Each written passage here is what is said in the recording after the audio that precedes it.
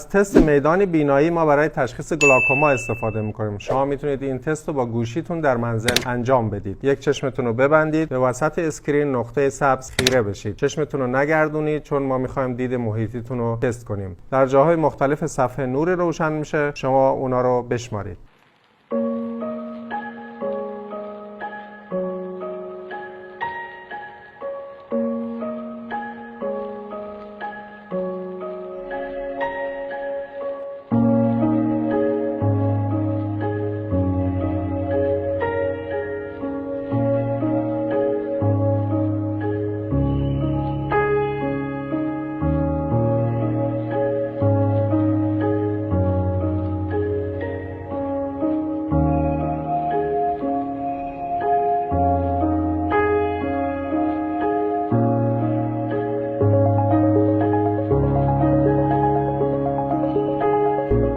چند تا نور دیدید؟ اگر 11 تا دیدید، میدان بیناییتون سالم هست. اگر کمتر دیدید، به چشم پزشک مراجعه کنید.